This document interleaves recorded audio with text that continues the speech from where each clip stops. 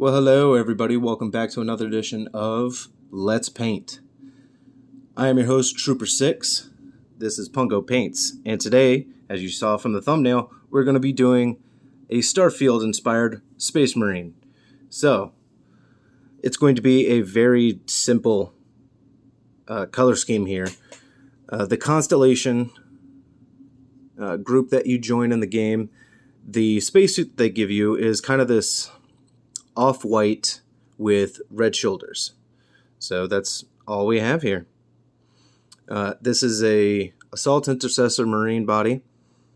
I have Intercessor bolt rifle, arms, and a chainsword here that is going to be kind of optional. It depends on how much room we have. But either way, this should be a fairly simple, straightforward paint scheme to go for here. Might try to get fancy, but I also don't want to get too fancy with it and risk it just looking like a hot mess. But for inspiration, as you can see behind everything, I've got 3 Space Marines up here. 2 of them from the same crossover, 1 is not. So, first off, we've got the N7 Space Marine. So, my favorite game of all time is Mass Effect. And you can find... No, I'm sorry. You can't find this or this over here on my Etsy. I liked them too much to where I was like, I can't. I just can't bring myself to sell them. But I am willing to paint more and sell them if you would like one. Or, hell, you can also just try it yourself. That one, of course, was the Spectres. This would be Cerberus. I even tried to get to the eyes to look like those corrupted Cerberus Marines from Mass Effect 3. This one was actually pretty fun to paint because of all of the black, white, and yellow. I've really had to get creative on how I was going to do that. The opposite shoulders really drive it home for me. Same with the yellow chest symbol. But that head, I love the face mask, and honestly, I love how the eyes came out. And as you can see, there's no rifling on the gun because I didn't have a little drill bit back then. And last but not least, we have Captain Kirk. I did a Captain Kirk Marine because I'm a fan of the original series. I even tried to do a little bit of a Starfield look on the helmet and the backpack. It kind of came out alright. I think next time I'll use a couple of different colors just because at the moment it looks like a bad... It looks like it caught debris from a spray can. But if it looks like a Starfield, then awesome, I did my job. Either way, I don't think it came out terribly. But since this is going to be another crossover Marine, I figured I'd just take some inspiration and have them back there on display. And we should get this guy going, right? Yeah. What do you guys think? Where are we going to start?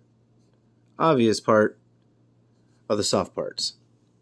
So this isn't going to be a review of the game, however, like one of those official review videos. But let's call it so anyway, just to make anybody mad. Now, it is empty. I'm going to grab some water. Can't have my paint pot being empty now. I do love that paint pot. That good old Citadel paint pot. I couldn't help but paint it. When I saw it, I had the idea. Like, this thing is flat gray. It's just asking for it. So, with the soft parts, not to give it too much contrast, I think the soft parts are actually going to be with this uniform gray today. But either way, if anybody has played Starfield, I hope you liked it as much as I did. Honestly, I haven't felt that kind of awe and wonder that it brought me since Mass Effect. Quite honestly. As I already said, Mass Effect is my favorite game of all time. It changed me fundamentally. And it holds a very special place in my heart. I don't know what I'd be doing without it.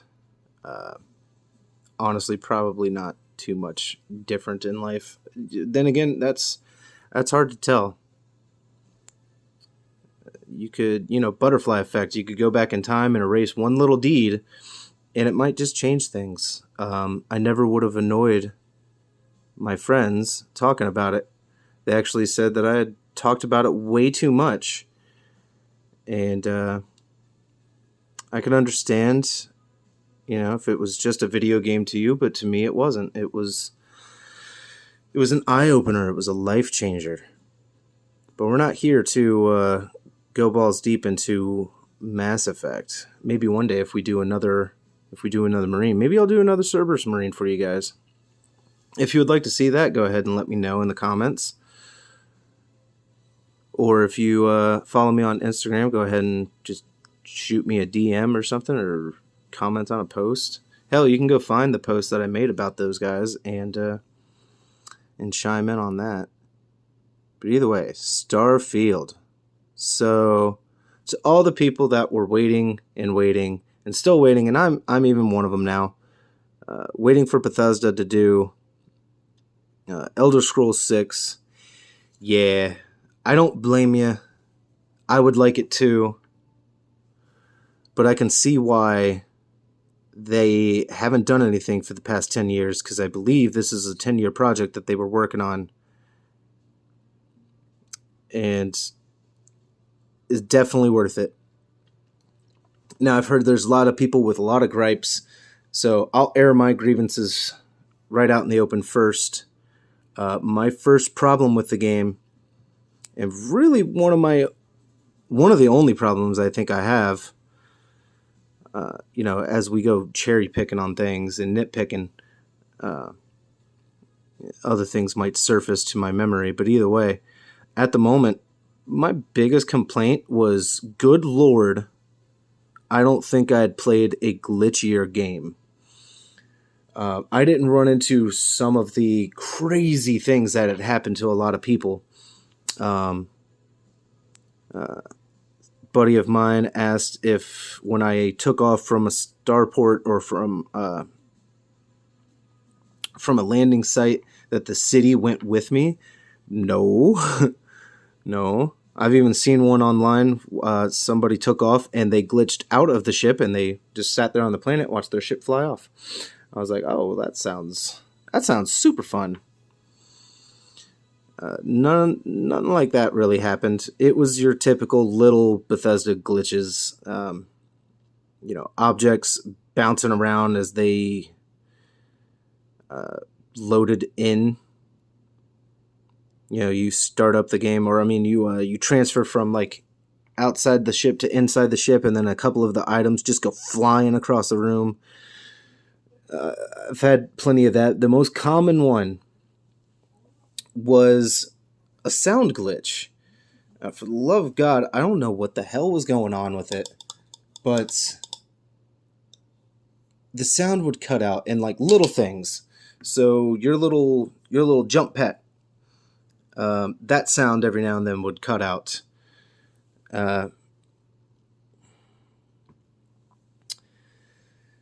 Things like that. Oh, what else cut out? Not really. Oh, well, I was going to say not really dialogue. There was actually one thing with the dialogue. So I was in some kind of cave.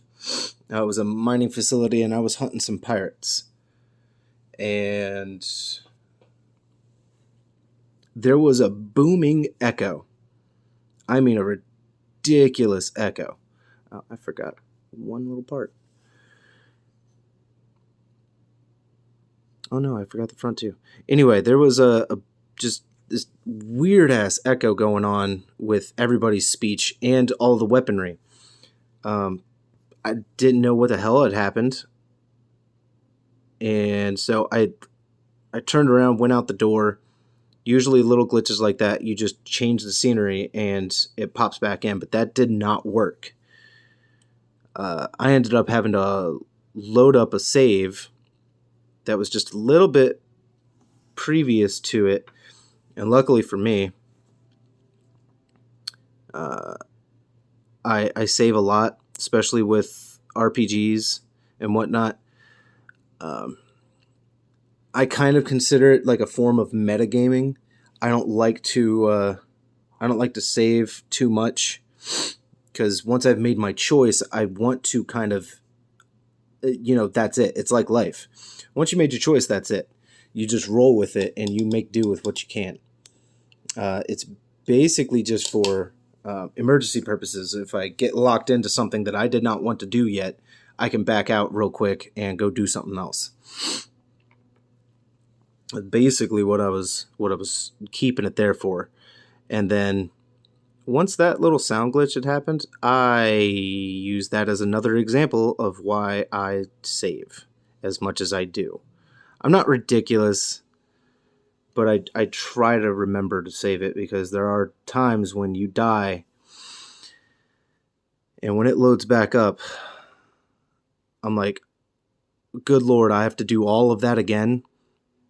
Like I've had to clear an outpost twice over because I died, and it only saved at the beginning of that, and I was like, dude, I can't have that. That's just ridiculous.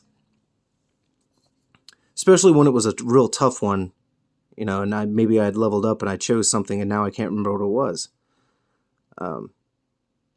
You could take that as an opportunity to change it up, especially if you were already second guessing whatever stat you wanted to boost.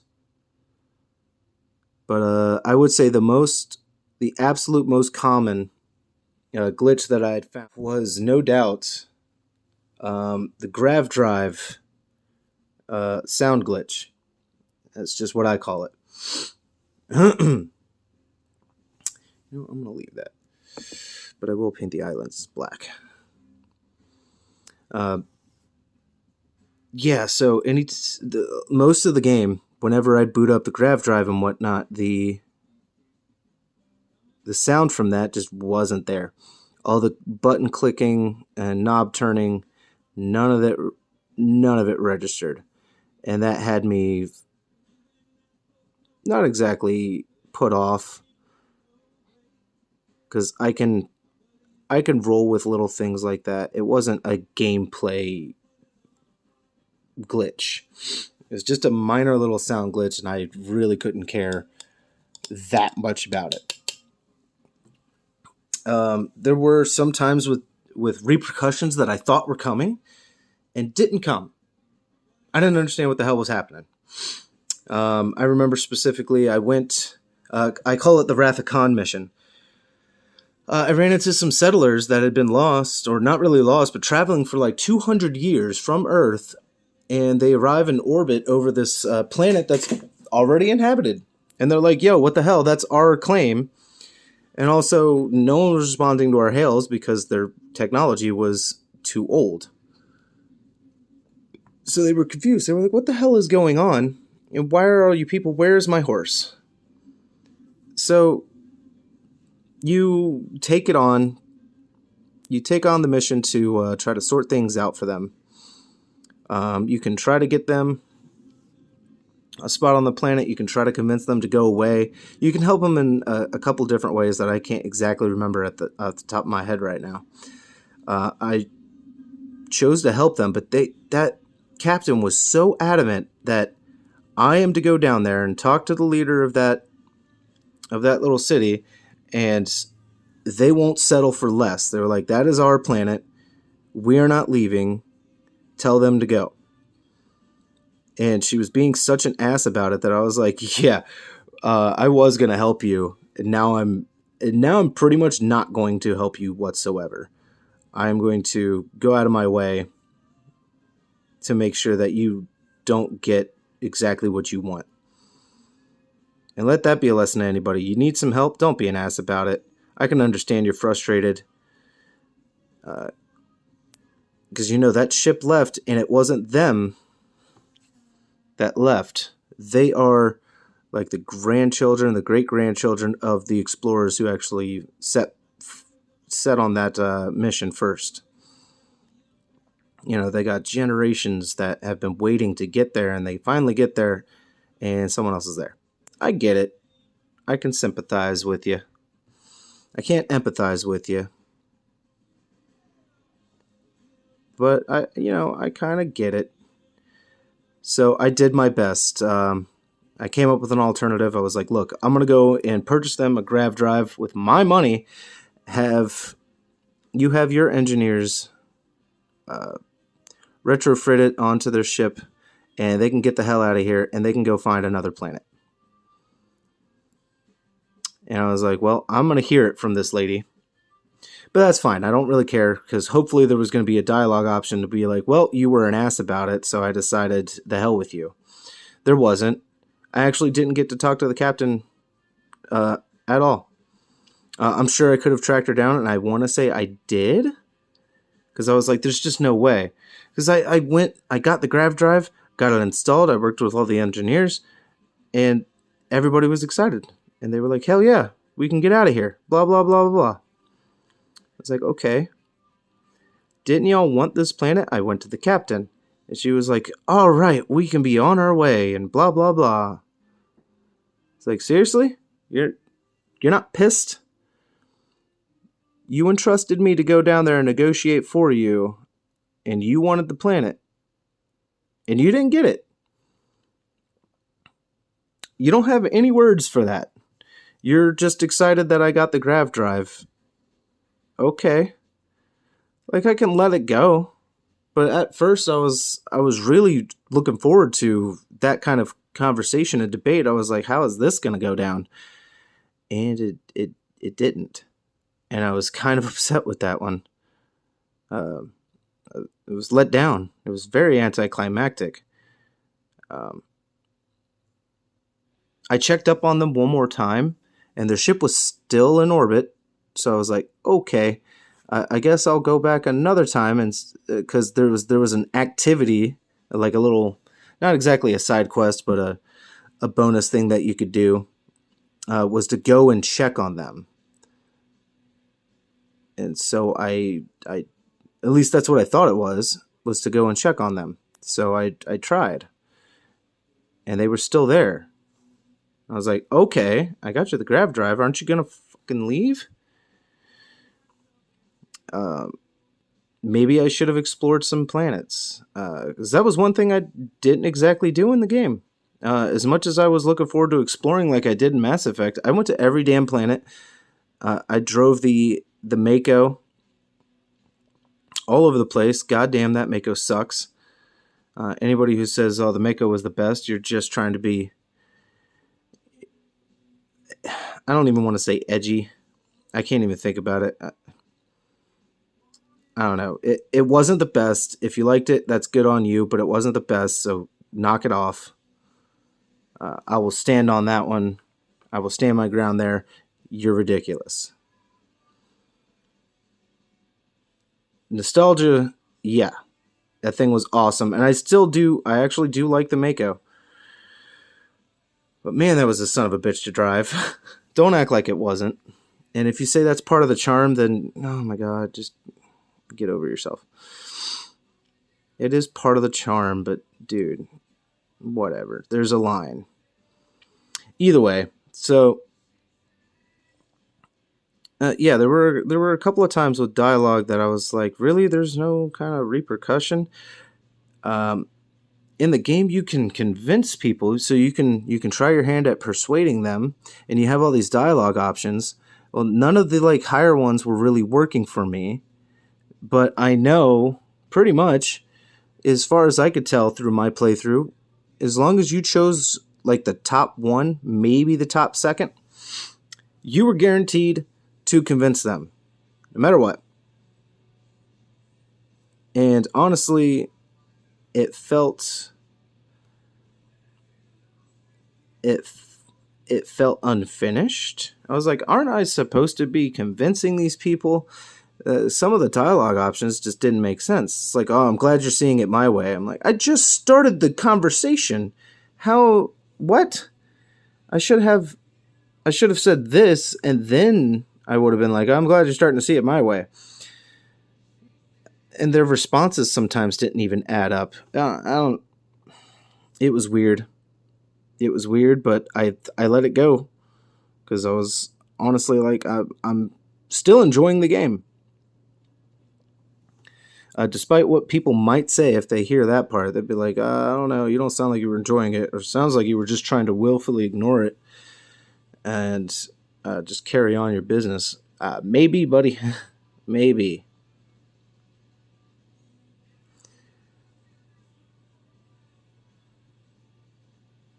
But I had fun. I honestly had fun playing that game. Like I said, I hadn't had that kind of awe and wonder since I played Mass Effect. And the first Mass Effect was my favorite for the longest time until I really just. 3 is my favorite. It really, really is. And I know that's a controversial thing to even dare to say or think. God forbid you tell anybody that kind of thing. They'll go, what the hell are you talking about? Let me give the benefit of the doubt to the most fans out there. They're probably not going to be that much of an ass about it. But I've seen plenty of people just try to tell you you're blatantly wrong because that one's your favorite. They're like, that one sucked. Okay. You could try saying, I didn't like that one. And I'd say, okay, cool. I'm sorry you think that 2 is the best. Do you actually have reasons, or are these reasons that you read online somewhere and now you just agree with them? Because I've seen that happen so many times. People will have a problem with something, and they don't really have any genuine reasons for themselves. I'm hearing the same things over and over and over. Like when it comes to Marvel and all these remakes and whatnot, I'm with you. I've got my problems like that too. But good Lord, who the hell cares anymore? We got other things to worry about. The world's going to hell in a handbasket. I think we can afford ourselves just not to pay it any more attention. It's just a distraction. Then again, so are games, and that's exactly why I was playing Starfield so much. So for those of you that were following me, you might have noticed that my production has slowed down. So I used to post daily, and for like 6 months there, yeah, I was painting something every night. And it is fun, and that does get tiring. I have the ideas. I don't always have the minis to do it. I have to resupply, and Games Workshop ain't cheap. It's just not. And for me doing this as a living, money's tight. So I'm doing what I can. When I ran out of Marines, I went to the Chaos Space Marines because I had a box of those. And then when I ran out of those, I was like, okay, I need more. So I got myself a box of Assault Intercessors again. So here we are with that. Also got myself some Reavers because I wanted a different armor to paint up. And then Guard. There's not a lot of people that might know that. I did get myself some Guard. I have a couple of ideas for them. The rest of them, I don't know. I could paint up as various legions. Some of them actually have different type of uniforms. Of course, right now, all I can really find out there is the Cadian Guard. And I just honestly don't care about the Cadian Guard. Cadia's destroyed. Cool. I'd rather go back to the Steel Legion or the Krieg. But honestly, at this point, I just want the Steel Legion back. But either way, folks, we got a few things done today. And if you join me next week, we'll talk about all the fun things that had happened in Starfield and maybe some other ideas that could have helped. Maybe ideas they'll have in the future. But I do thank you for joining in. Please like it if you enjoyed it. If you didn't enjoy it, thanks for hanging out. If you got any of your complaints about the Starfield game, go ahead. Let's discuss it. But regardless, I will see you guys next week on the next episode. And you stay safe and take it easy, all right? Laters.